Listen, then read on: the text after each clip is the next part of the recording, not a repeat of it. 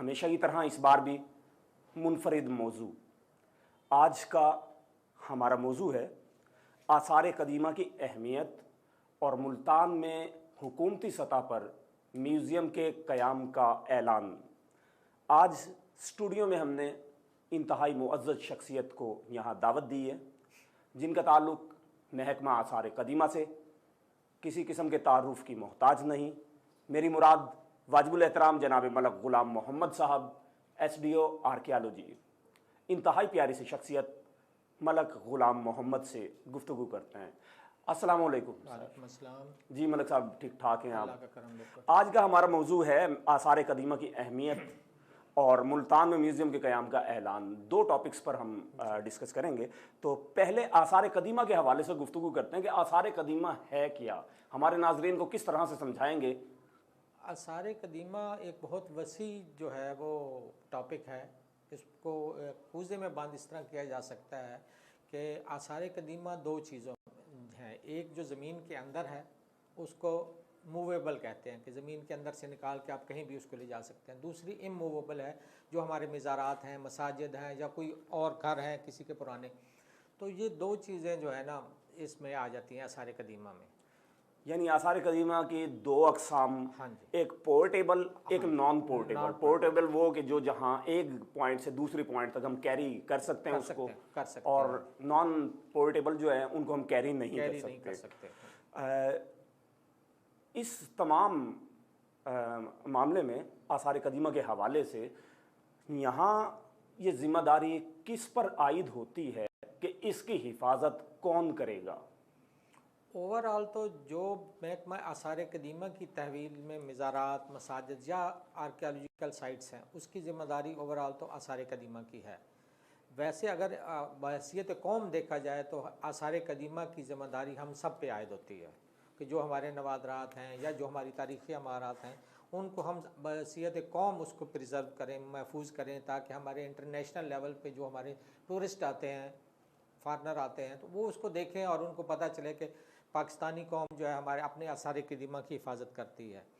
तो ओवरऑल जो आसार कदीमा है उसकी ज़िम्मेदारी तो गवर्नमेंट पे आयद होती है कि वो आसार कदीमा की हिफाजत करे।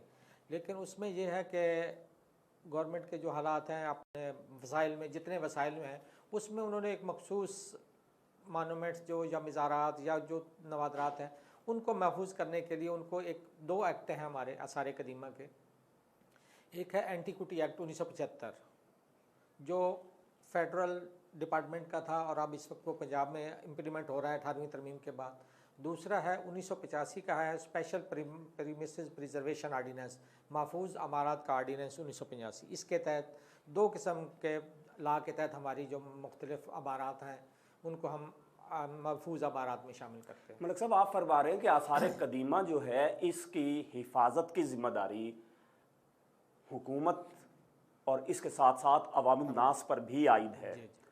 तो क्या इससे ये मीनिंग लिए जा सकते हैं कि कोई मिसाल के तौर पे कोई मज़ार है, हज़रत शाहरुख आलम रहमतुल्लाह अलैह का है, हज़रत बहाउल हक ज़िक्र मुल्तानी रहमतुल्लाह अलैह का है, क्या अगर वहाँ कहीं कोई थोड़ी सी जगह, कोई उसकी वॉल कहीं से अगर डिस्टर्ब हो रही है तो क्या मैं जाकर वहाँ प्लस्तर कर सकता हूँ? नहीं, ये मैं इसकी बात नहीं कर रहा। मैं ये कर रहा हूँ कि उसकी जिम्मेदारी तो गवर्नमेंट की है उसकी रिपेयर करनी, लेकिन उसकी मजीद हिफाजत हमने करनी है कि जैसे हम जब वहाँ जाके नाम लिख देते हैं, कुछ कोई और चीज़ें उसमें उसको नुकसान खुद पहुंचाते हैं, उसको हमने महफूज रखना है, उसको डिस्टर्ब नहीं करना है।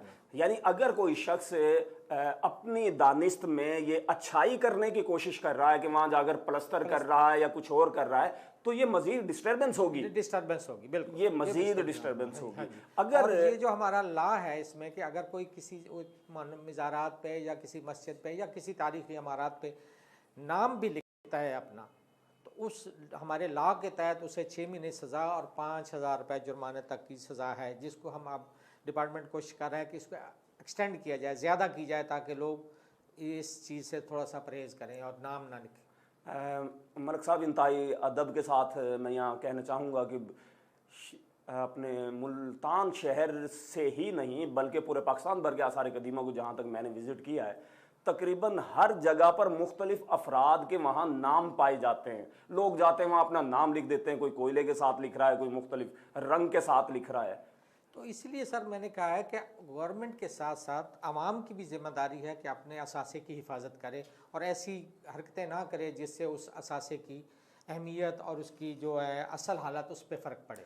महकमा तो असल में जब आप शाहरुख बिन आलम के एक बंदा अंदर आता है तो वो चारों तरफ जब घूमता है तो मुलाजम इतने नहीं है कि वो हर एक बंदे पे नज़र रखें।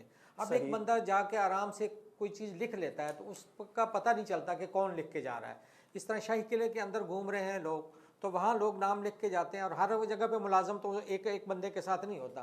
तो ये बहुसूयत कौम हम पे जिम्मेदारी आयद होती है कि हम उसकी हिफाजत करें और ऐसे काम ना करें जिससे हमारे आसार कदीमा जो है वो मुतासर हो। ये खूबसूरत पैगाम हमारे चैनल के तवस्सुल से आप तवस्सुल से पूरी कौम को यहाँ दे रहे हैं कि जो भी अफराद पाकिस्तान भर के आसार कदीमा को विज़िट करते हैं उनकी हिफाजत करें, खुदारा उनको डिस्टर्ब ना करें, उन पर नाम ना लिखें, रंग ना लगाएं। अच्छा, मुल्तान के हवाले से अगर बात करें तो मुल्तान में महकमा आसार कदीमा कब बना था? जो महकमा आसार कदीमा है वो 1985 में, जो पंजाब आसार कदीमा है 1985 में मार्ज़ वजूद में आया। इससे पहले ये जो महकमे के जो स्टाफ था ये औकाफ डिपार्टमेंट का एक कंजर्वेशन सेल था जो 1971 में बना था और जिसके तहत पंजाब के मुख्तलिफ मिज़ारात में जिसमें मुल्तान, उच्च शरीफ, लाहौर, इन मिज़ारात की हिफाजत के लिए ये औकाफ का सेल बना था। तो 1985 में ये सेल जो है फिर आसार कदीमा में तब्दील कर दिया गया इस पूरे स्टाफ को। तो उस वक्त से ये महकमा आसार कदीमा और उस वक्त ये 1985 का हमारा जो ला है उसके तहत हमने मुख्तलिफ मिज़ारात और मसाजिद और इस तरह जो उनको हम महफूज किया और अपनी तहवील में लिया, महफूज अमारात में शामिल किया। मलिक साहब, आपने फरमाया कि महकमा आसार कदीमा में कम अज़ कम 70 ईयर्स ओल्ड इमारात वगैरह शामिल की गई हैं। तो इसमें मिसाल के तौर पे मेरी रिहाइश जिस घर में मौजूद है वो 1 सदी से ज़ायद है। क्या महकमा आसार कदीमा के दायरा कार में मेरा घर भी आता है? नहीं, मैंने आपको ये बताया कि एक इंटरनेशनल लॉ है कि 70 साल या 75 साल पुरानी जो इमारत है उसको महकमा आसार कदीमा की तहवील में लिया जा सकता है, लेकिन उसके आगे उसकी एक मज़ीद डेफिनेशन की गई है कि वो इमारत क्या उसकी हिस्टोरिकल बैकग्राउंड कोई है या उसका आर्किटेक्चर ऐसा है कि उसको महफूज किया जा सके। अदरवाइज़ तो पता नहीं लोगों के कितने घर हैं जो पुरानी ईंटों के बने हुए हैं, 100 साल 150 साल पुराने आम से हैं, लेकिन उसकी कोई आर्किटेक्चर वैल्यू नहीं है, ना उसकी हिस्टोरिकल वैल्यू हो कि उसमें कोई हिस्टोरिकल बंदा उसमें रहा हो या कोई ऐसी।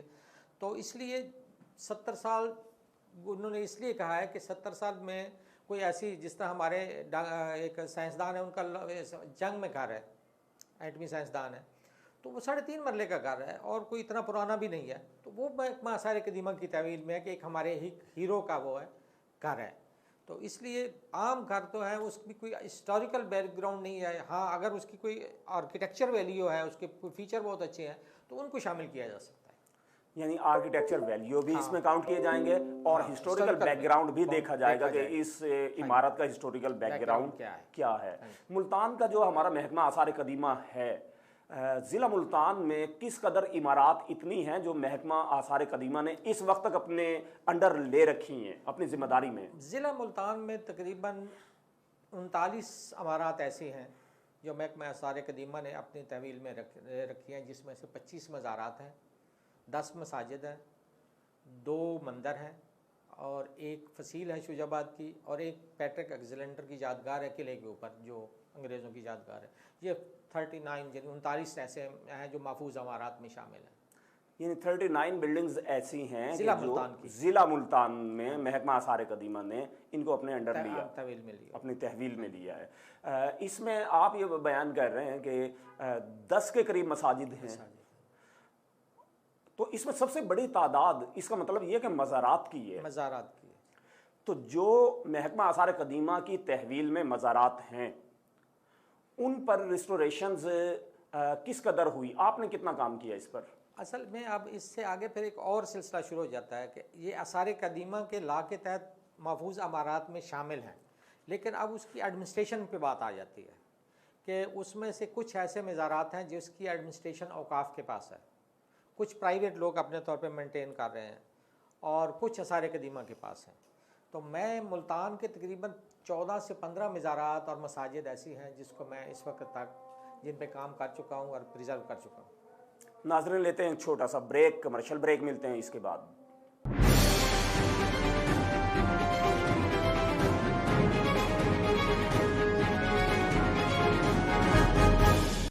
नूर प्लस ब्यूटी क्रीम जो आपकी जेल को दे सिर्फ 5 दिनों में स्पॉटलेस ब्यूटी के साथ साथ ग्लोइंग और खूबसूरत स्किन।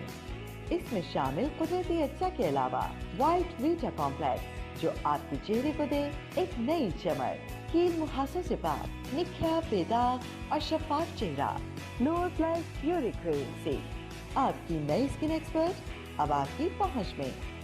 खूबसूरती लाजवाल हुस्न है। ट्राइमर स्किन क्रीम जदीद फॉर्मुलेशन, हैरत अंगेज रिजल्ट के साथ सिर्फ 1 हफ्ते के इस्तेमाल से आपके चेहरे के दाग धब्बे, स्याह हल्के, डार्क स्पॉट और छाइयों का मुकम्मल खात्मा करे।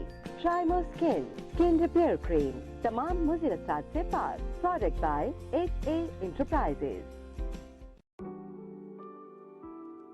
ये हैं तैमूर, जो अपने दोस्त से गाड़ी मांग कर लाए हैं और अपनी बीवी को रोड ट्रिप पे ले जा रहे हैं।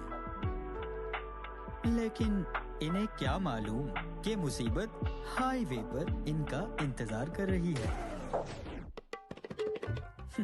लो जी, जिंदगी में 2 और मसले खड़े हो गए, एक गाड़ी खराब होने का और दूसरा बीवी को मनाने का। कैब चाहिए तो टेंशन क्यों लेते हो? ये लो, बुक योर ओइला स्मार्ट कैब। जब ओइला हो साथ तो टेंशन की ना रहे कोई बात। अब चाहे इंटरसिटी जाना हो या इंट्रासिटी, ओइला बजट में है। ओइला स्मार्ट कैब, डाउनलोड नाउ। ओइला, अब हर जगह।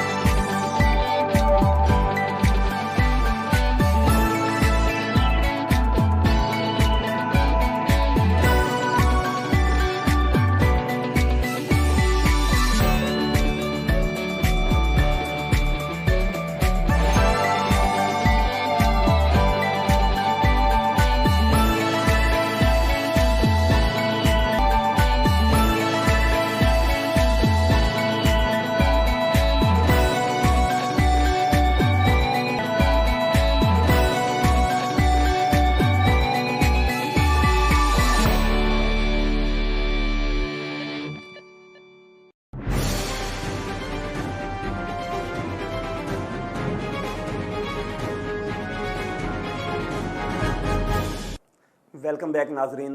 स्टूडियो में हमारे पास मुअज़्ज़ज़ शख्सियत वाजिबुल एहतराम जनाब मलक ग़ुलाम मोहम्मद साहब महकमा आसार कदीमा से जिनका ताल्लुक़ मौजूद हैं, और अभी हमें बता रहे थे कि महकमा आसार कदीमा मुल्तान के तहवील में 39 बिल्डिंग्स मौजूद हैं। 39 बिल्डिंग्स मौजूद हैं जो तारीखी आबारात हैं जिसमें इसमें मुकम्मल तौर पे कंट्रोल सिर्फ और सिर्फ महकमा आसार कदीमा का ही है या किसी और का भी है? नहीं, इसमें हमारे 5 मुख्तलिफ एजेंसियाँ जो हैं इसको कंट्रोल करती हैं। इसमें ज़्यादातर औकाफ़ के मज़ारात हैं, सही, उसके बाद प्राइवेट है, उसके बाद अवैक्यू ट्रस्ट बोर्ड जिसे हिंदू औकाफ या मतरूका वक्फ़ अमलाक है उसके भी हैं। इसके अलावा TMA है हमारी शूजाबाद की जो फसील है वो डिस्ट्रिक्ट एडमिनिस्ट्रेशन उसको लुक आफ्टर करती है। और फिर आ जाता है हमारे पास प्राइवेट ना, अपना दूसरा आर्कियोलॉजी के पास 5वां आर्कियोलॉजी आ जाता है। यानी ये मुख्तलिफ स्टेक होल्डर्स हम इसको अब कह सकते हैं कि सिर्फ और सिर्फ महकमा आसार कदीमा की तहवील में ही नहीं है, बल्कि इसका कंट्रोल दीगर स्टेक होल्डर्स जो हैं उनके पास भी मौजूद है। आपने बताया कि इसमें हिंदू औकाफ और मुस्लिम औकाफ दोनों का कंट्रोल इसमें मौजूद है। यकीनन जो हमारी मुस्लिम मसाजिद हैं, जो हमारे मज़ारात हैं मुक़द्दस, वो मुस्लिम औकाफ के पास हैं, और जो मंदिर हैं वो वक्फ अमलाक के पास। वफ़ अमलाक के पास हैं। इनमें कौन कौन से मंदिर शामिल हैं? 2 मंदिर जो है हमारे आसार कदीमा की महफूज अमारात में शामिल हैं। यानी पूरे ज़िला मुल्तान में ज़िला सिर्फ मुल्तान 2 दो मंदिर हैं हाँ, जो तारीखी महफूज अमारात में शामिल हैं। जी जी। आर्कियोलॉजी में एक तो है परहलाद का मंदिर जो बहुत ज़िक्रिया के साथ है, और दूसरा सूरज कुंड का मंदिर है। ये 2 मंदिर हमारे पास हैं। पर हिलाद का मंदिर जो हज़रत बहाउल हक ज़िक्र मुल्तानी रहमतुल्लाह अलैह के मज़ार अक़दस के करीब ही वाक़या है, और बाबरी मस्जिद जब शहीद की गई थी तो उसके नतीजे में यहाँ भी कुछ थोड़ा सा ये मामला हुआ था कि उसको भी डिस्टर्ब किया गया था, गिराया गया था, और एक मुसलमानों का एक रद्द अमल उस वक्त सामने आया था। तो ये मौजूदा जो कंस्ट्रक्शन है परहिलाद मंदिर की, ये अंदाज़ा आपके अंदाजे के मुताबिक ये कितनी पुरानी है मौजूदा कंस्ट्रक्शन? ये तकरीबन जो इसका ब्रिक्स का मैंने अब साइज़ जाके देखा है मौके पे, वो तो सूरी पीरियड की लगती है। शेरशाह सूरी दौर में इसकी कंस्ट्रक्शन हुई, यानी 15वीं सदी ईस्वी में। लेकिन उसके कुछ हिस्से जो नज़र आते हैं या जो गिर चुका है ऊपर से, जी जी, उसको हो सकता है वो किसी दौर में, कुछ जो बुक्स में मिलता है कि 1840 में इसको दोबारा तामीर किया गया था। हो सकता है उसका कुछ ऊपर का हिस्सा गिरा हुआ और उसको दोबारा तामीर किया गया, लेकिन जो नीचे उसकी ईंटें नज़र आ रही हैं वो तकरीबन 15वीं सदी ईस्वी की है, 15वीं-16वीं सदी ईस्वी की, शेरशाह सूरी पीरियड की। और जो सूरज देवता का जो मंदिर कहलाता हाँ है, जी, हाँ जी। इसकी मौजूदा जो कंस्ट्रक्शन, ये अंदाज़ा कितनी पुरानी है? ये तो आप इसको समझें कि ख़त्म ही हो चुका है। लोगों ने बाबरी मस्जिद के बाद इन दोनों को जो है वो डिस्ट्रॉय किया था, और वो उसके तो अब वो एक पॉन्ड है वो रह गया है, तो वो भी तकरीबन 400-450 साल तो उसको भी आप कह सकते हैं कि पुराना है। अच्छा, क्या बहैसियत मुस्लिम मुआशरा हमें दीगर तहजीबों की तारीख़ी इमारात को भी महफूज करना चाहिए? बिल्कुल, हमें दूसरे मज़ाहिब के तक़द्दस जो उनके हैं इबादत का हैं उनकी हिफाजत करनी चाहिए, बल्कि उनका तक़द्दस भी करना चाहिए। तो उस सिलसिले में चूँकि ये एक इंसिडेंट हुआ कि बाबरी मस्जिद के बाद इन 2 मंदिरों को गिराया गया, अदरवाइज़ हमारा चकवाल के अंदर है हमारा कटास राज, उस पर हमारा बहुत ज़्यादा डिपार्टमेंट ने बहुत ज़्यादा काम किया है, और उस पर करोड़ों रुपए खर्च किए हैं। सिख जो हमारे हिंदू भाई आते हैं उनके लिए रिहायशें भी बनाई हैं, उनके सारा इंतज़ाम किया और बहुत खूबसूरत उसको किया है हमने। मलिक साहब, अभी लेकिन तक यहाँ पे चूँकि इसको एक मजहबी रंग दिया गया था, इसलिए इसको अभी तक इस पे काम नहीं हो सका, और होना चाहिए क्योंकि यहाँ हिंदू आबादी बहुत कम है, तो इसको हिस्टोरिकल पॉइंट ऑफ व्यू से देखें, ना कि मजहबी पॉइंट ऑफ व्यू से। अब तक जो रिस्टोरेशंस आपने की, वो अंदाज़ा कितनी की हैं? मैंने मुल्तान में तकरीबन 15 से 16 मज़ारात मुल्तान के ऐसे हैं जिन पे मैंने काम किया है, लेकिन ओवरऑल जो मुल्तान है उसमें मैंने तकरीबन 45 मॉन्यूमेंट्स जो हैं उनको प्रिजर्व किया। अच्छा, माशाल्लाह, 45 को आपने प्रिजर्व किया है, और उसमें से मुल्तान से, प्रॉपर मुल्तान से 15 के करीब हैं। ये 45 के करीब जो आपने रिस्टोरेशंस की, ये मुस्लिम तहजीब की हैं सारी की सारी? इसमें ज़्यादातर तो मुस्लिम तहजीब किया, थोड़ा सा अरसा मैंने कटास राज पे काम किया, अच्छा, लेकिन ज़्यादातर मैंने मुस्लिम पे ही किया। जाहिर है कि ये हमारा मुस्लिम मुआशरा है, और सारी आबादी हमारी मुस्लिम मुआशरा है, और हम प्रायोरिटी पहले उनको देते हैं। बिल्कुल, हमें देनी भी चाहिए, ये हमारा हक है। हाँ जी। और ये पैगाम यकीनन इस चैनल से हम पूरी दुनिया को भी देना चाहेंगे कि दुनिया भर में जहाँ जहाँ हमारी मुक़द्दस मकामात हैं, जहाँ जहाँ हमारी मसाजिद हैं, उनकी भी हिफाजत की जाए। जिस वक्त आप ये रिस्टोरेशंस करते हैं इमारात की, ये बहुत ज़्यादा तकलीफ दे काम नहीं है। कौन कौन सी बातों को सामने रखते हैं ये आप? बहुत मुश्किल काम होता है, क्योंकि जब आसार कदीमा ने अपनी तहवील में ये मज़ारात ली हैं 1985 में, और मज़ारात हैं कोई 400 साल पुराना है, कोई 500 साल है, कोई 700 साल है, कोई 1000 साल पुराना है, तो उसकी मुख्तलिफ अदवार में मुख्तलिफ लोगों ने अपने ख़र्चे पे उस पर रिपेयर के काम किए होते हैं, तो उसको ओरिजिनल हाथ में लाने के लिए हमें काफ़ी मेहनत करनी पड़ती है। अच्छा, किसी भी बिल्डिंग या कोई भी नवादरात हों, कोई पुरानी चीज़ है, उसकी वैल्यू का अंदाज़ा किस तरह से लगाया जाता है और कौन लगा सकता है इसका? जहाँ तक मिज़ारात का तल्लक है तो मिज़ारात जो है उसकी तो हिस्ट्री तकरीबन 99% मिज़ारात ऐसे हैं, उनकी हिस्ट्री मिल जाती है कि ये कब इनकी कंस्ट्रक्शन हुई थी, तो वो कोई उसमें इशू नहीं है। कुछ ऐसी बिल्डिंग आ जाती हैं जिस पे उसकी कोई हिस्ट्री नहीं मिलती, तो फिर उससे हम उसकी ईंट का साइज़, उसका स्टाइल देखते हैं कि उसके ईंट का साइज़ कौन सा लगा हुआ है या उसका स्टाइल किस पीरियड से रिजेंबलिंग कर रहा है, तो उससे फिर उसकी एज का अंदाज़ा लगाया जाता है कि ये इतना पुराना। मतलब गुलाम मोहम्मद साहब फरमा रहे हैं कि मुख्तलिफ इसके तरीके हैं और उन तरीक़ों में एक तरीका ये भी है कि कौन सी ब्रिक्स का इस्तेमाल उस टाइम पीरियड में हुआ है, उसका साइज़ वगैरह क्या है। नाजरीन, मेरे ताल्लुक़ चूँकि अंदरून शहर मुल्तान से है, मैं जानता हूँ कि मेरे मुल्तान शहर की तंग गलियाँ हैं, लेकिन इसके बावजूद बहुत बड़ी तादाद में इस किस्म की इमारत फैली हुई हैं कि जो छोटी ईंटों के साथ बनाई गई हैं, जो इंतहाई दीदा ज़ेब और दिलकश डिज़ाइंस जिन पर मुरतब हैं, इंतहाई खूबसूरत आर्किटेक्ट स्टाइल उसका देखा जा सकता है। लेकिन मलिक साहब, बहुत सारी इमारत जब अंदरून शहर में मैं गिरते हुए देख रहा हूँ तो उसमें जो ईंटों का इस्तेमाल हुआ है वो कोई मखसूस एक स्टाइल नहीं है, यानी उनका ईंटों का जो साइज़ है उनमें बड़ी ईंटों का साइज़ भी हमें मिल रहा है और छोटी ईंटों का साइज़ भी मिल रहा है। इसकी वजह क्या हो सकती असल में है? आपको पता है कि मुल्तान तारीख़ी हवाले से बहुत अहम है, तकरीबन रवायात में है कि ये 5000 साल तक इसकी तारीख़ जाती है।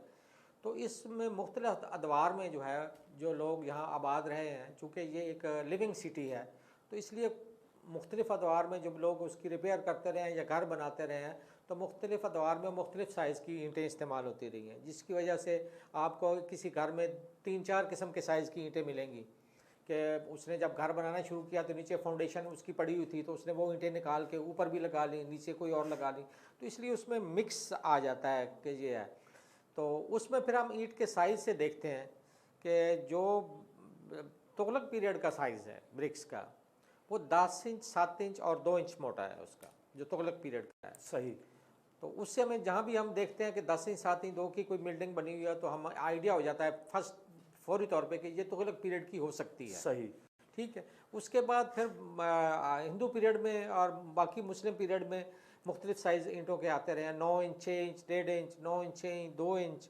फिर जब शेरशाह सूरी आया तो उसने थोड़ा सा अपने चेंज किया, उसने 6 इंच, 4 इंच और 1 इंच की साइज़ उसने अपनी ईंट के जो अपने पीरियड में बनाई कि थोड़ा सा मेरा पीरियड मुख्तलिफ है अपनी पहचान के लिए।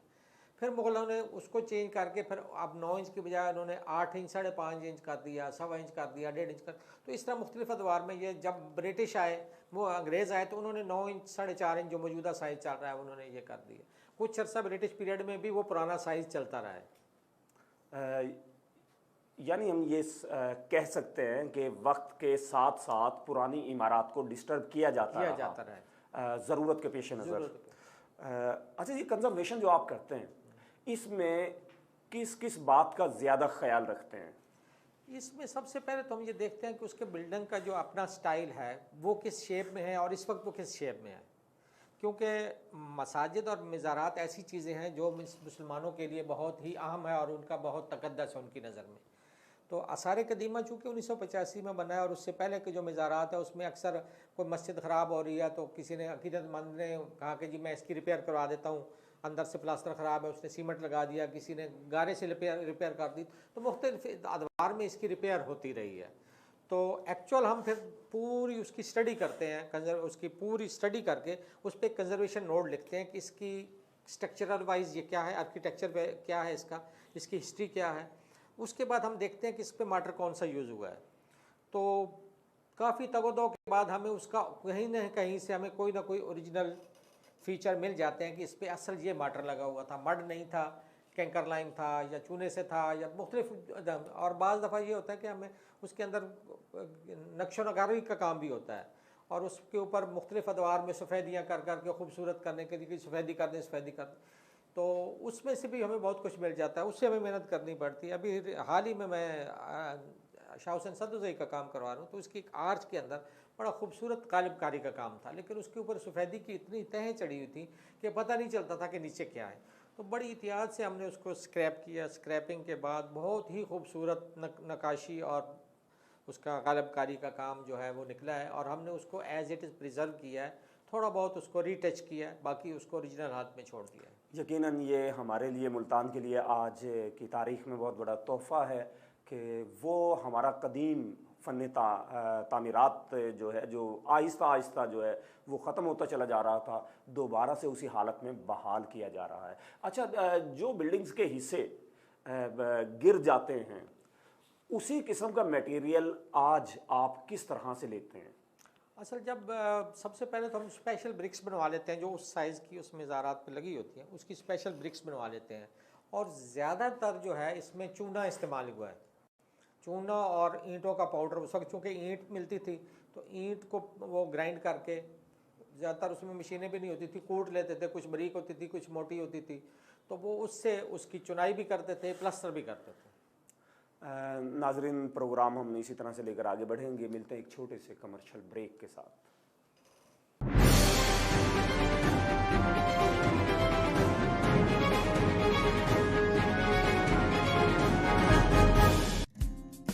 अपनी छत, हर एक का ख्वाब, जो अब आपके लिए ख्वाब नहीं बल्कि एक ऐसी हकीकत है जो आपकी क़ुव्वत खरीद के मुताबिक है। यूनियन कॉम्प्लेक्स लाहौर जदीद तरीन बैनुल अक़वामी मयार की सहूलियात से मुज़य्यन, a modern and comfortable living experience, main Ferozepur road और लाहौर रिंग रोड के संगम पर वाक़े। एयरपोर्ट से 20 मिनट, कलमा चौक से 15 मिनट और डिफेंस से 10 मिनट की ड्राइव पर मुनासिब कीमत पर स्टूडियो, 1 बेड, 2 बेड और 3 बेड के मॉडर्न अपार्टमेंट्स, जदीद तरीन तर्ज रिहाइश की सहूलियात, हाईटेक लिफ्ट, वसी कार पार्किंग और कार वॉश की सहूलत, जिम और स्विमिंग पूल, मुकम्मल एयर कंडीशनड और दीदा ज़ेब जामे मस्जिद, एग्जेक्टिव लॉन्जेस, मुकम्मल gated community, day care centre, इंतहाई मुनफरिद और पुरफिजा, rooftop recreational area, 24/7 CCTV, security guards और मेंटेनेंस सर्विस। आज ही साइट विजिट करें और मॉडल अपार्टमेंट देखकर बुकिंग करवाएं। काबिले एतमाद सरमायाकारी जो दे भरपूर और यकीनी मुनाफा। Financial partner silk bank limited, designed by Landmark Consultants, a project by AYQ Developers, Union Complex Lahore, जदीद तर्ज रिहाइश अब आपकी क़ुव्वत खरीद में।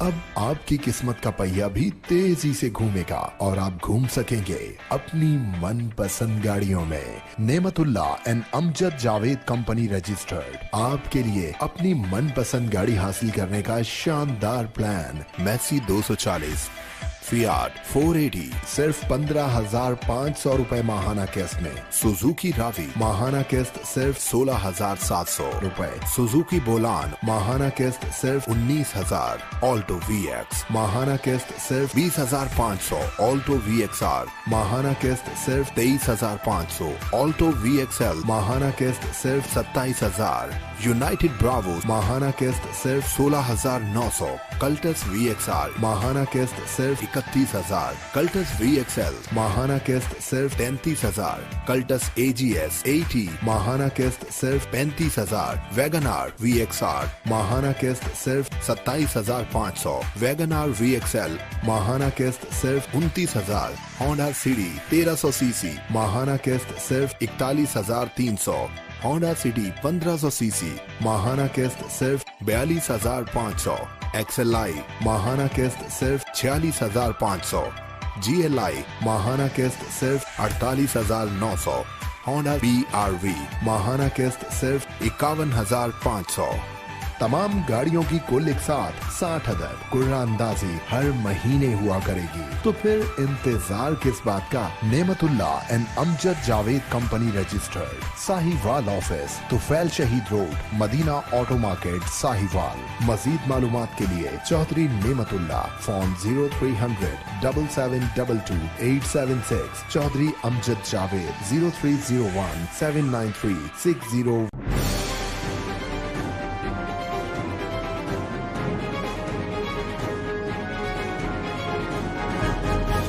Welcome back.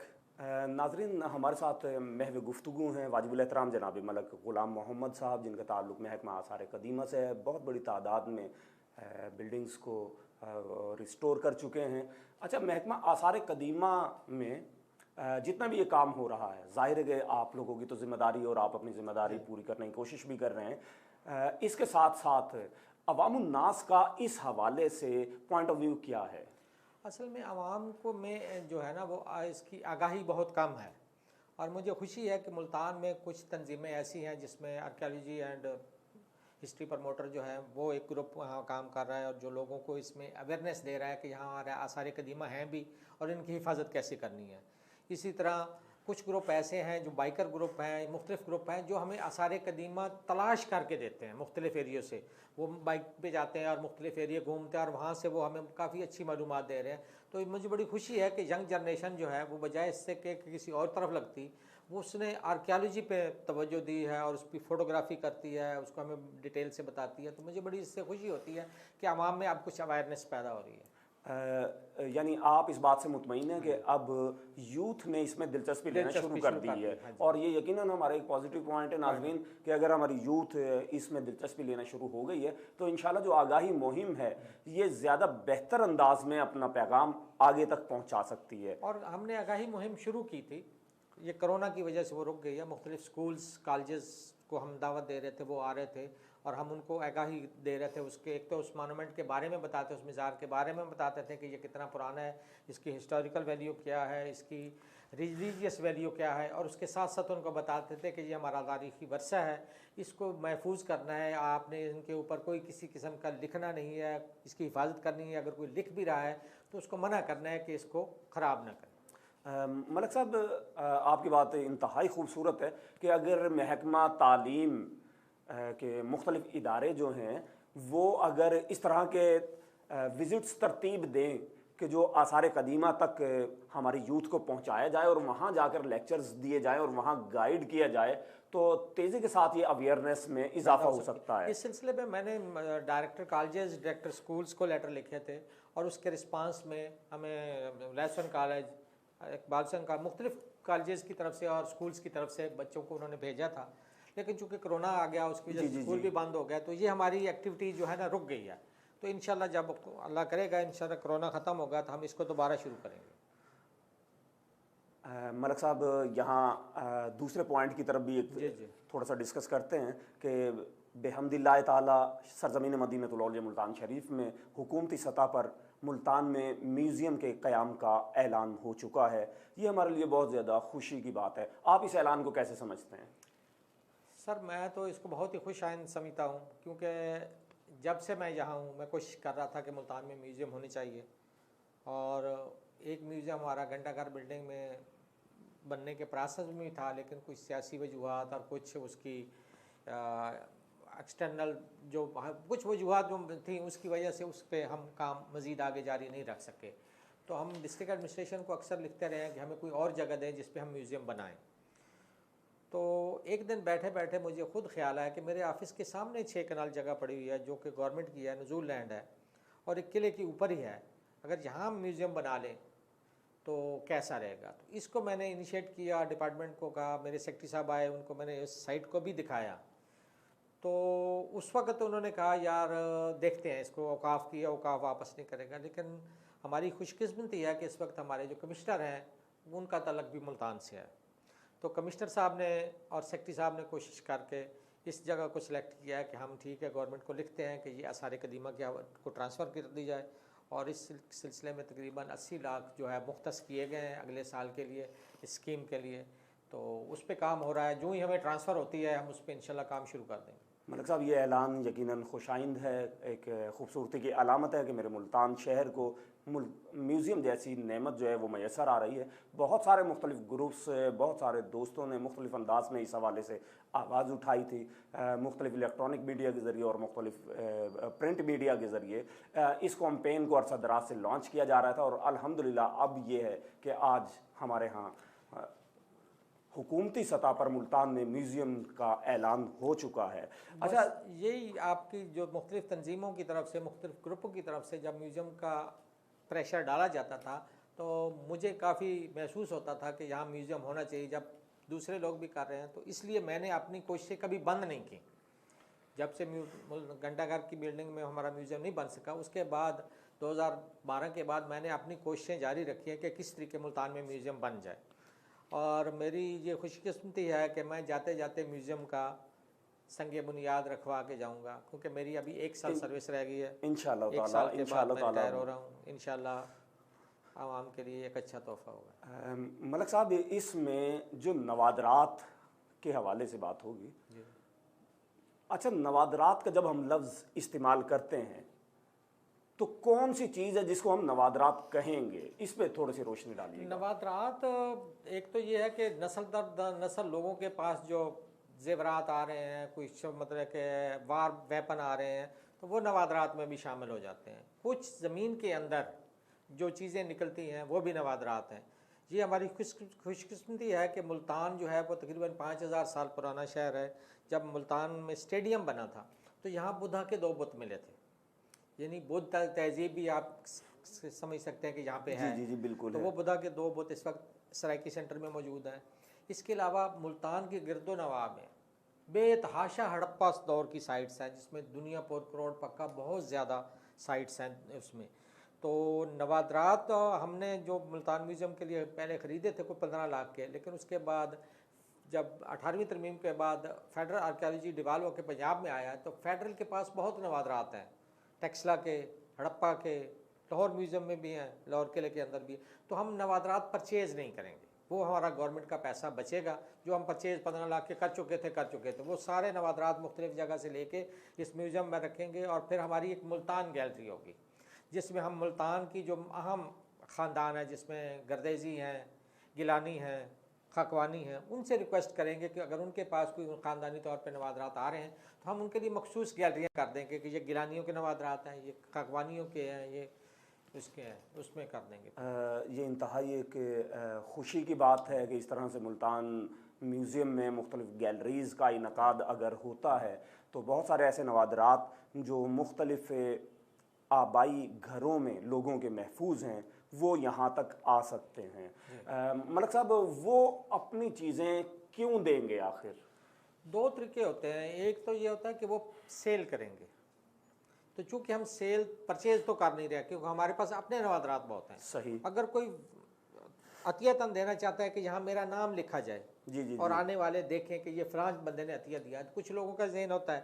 जिस तरह इब्ने हनीफ साहब जो थे हमारे यहाँ पे सराइकी सेंटर में, सराइकी सेंटर के उनके वो पहले उन्होंने हमें कहा था, हम चूँकि गवर्नमेंट का एक प्रोसेस होता है तो हमारा चूँकि हेड ऑफिस लाहौर था, हमें सेक्रेटरी लेवल से परमिशन लेनी पड़ती थी, तो हम उसने बाकायदा उनकी लिस्टें बनाई थी उन नवादरात की जो उनके पास थे, बुक्स थी या जो थी। लेकिन उधर से प्रोसेस लेट हुआ और चूँकि वो बेचारी खुद ज़ईफ़ थी तो सराइकी सेंटर वालों ने रब्ता किया और हमसे पहले फिर उन्होंने उनको दे दी चीज़ें। उनकी ख्वाहिश थी इब्ने हनीफ की कि जो मैंने यहाँ से चीज़ें इकट्ठी की हैं, ये जो मेरे नवादरात हैं मुल्तान में म्यूज़ियम बने और एक गैलरी में रखा जाए कि ये इब्ने हनीफ की काविश है।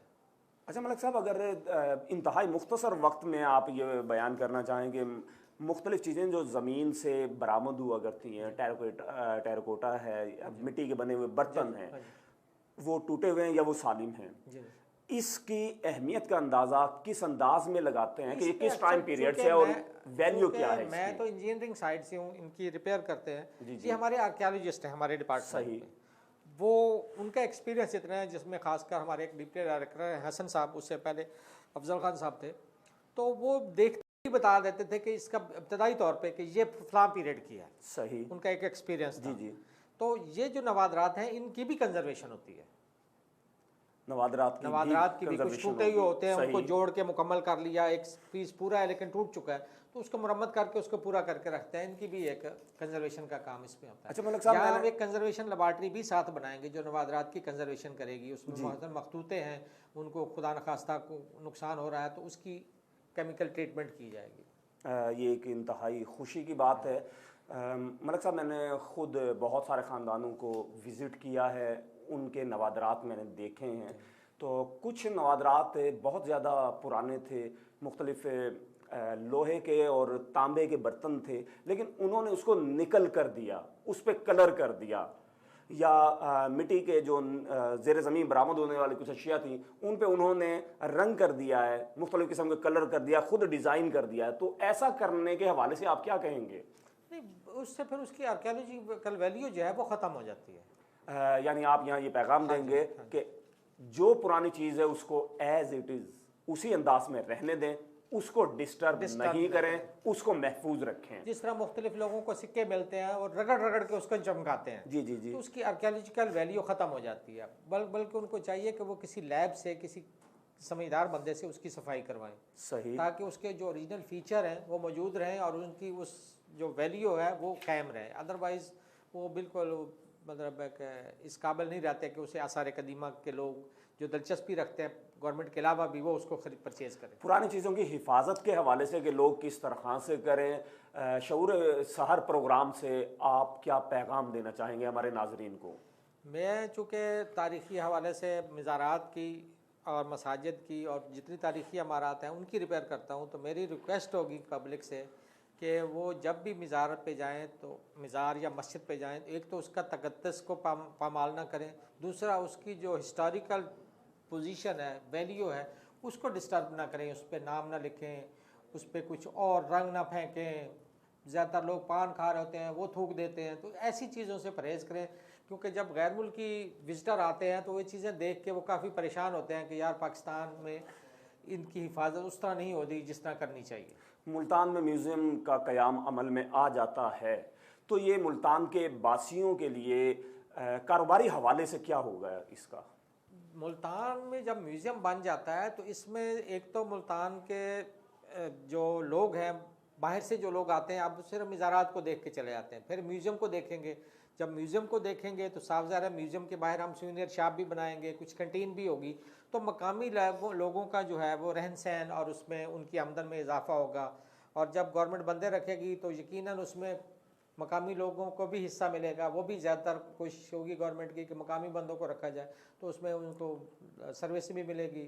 तो इससे मतलब कि म्यूज़ियम ओवरऑल इंटरनेशनल लेवल पे जब मुल्तान लोग आते हैं तो मोनूमेंट को देख के चले जाते हैं, लेकिन जब म्यूज़ियम होगा तो वो उसको ज़्यादा देखेंगे, उसकी स्टडी करेंगे कि इसमें क्या क्या चीज़ रखी हुई है, किस दौर की रखी हुई है। जिस तरह अभी हमने माउंट दिलुराय में खुदाई की है, तो वो भी बहुत बुद्धिस्ट पीरियड की साइट है, यानी टेक्सला कहाँ है और वो माउंट दिलुराय का, लेकिन वो बुद्धिस्ट साइट है। वहाँ से हमें फिगर मिली है, बुद्धा की जो लेडीज़ है उसकी मूर्ति मिली है, तो वो चीज़ें भी हम यहाँ डिस्प्ले करें। बहुत बहुत शुक्रिया मलिक साहब। नाजरीन, हमारे प्रोग्राम का वक्त ख़त्म हुआ चाहता है। अपने मेज़बान आबिद सहर को अगले प्रोग्राम तक के लिए इजाज़त दीजिए। अपना ख्याल रखिएगा। अल्लाह निगहबान।